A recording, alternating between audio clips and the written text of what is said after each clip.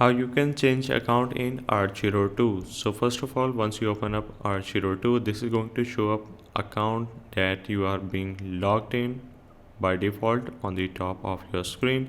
Once it is showing up, you just need to click on this game center in my case, so I will click on it, and this is going to open up game center, which is on iPhone.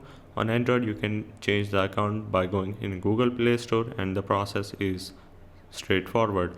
So you need to click on game center profile, and then you just need to click on the three dots and click on profile settings.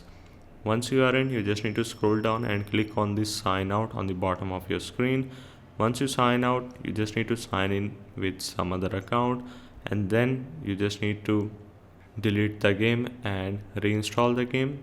And once you do so, you will be able to sign in with some other account with your game center.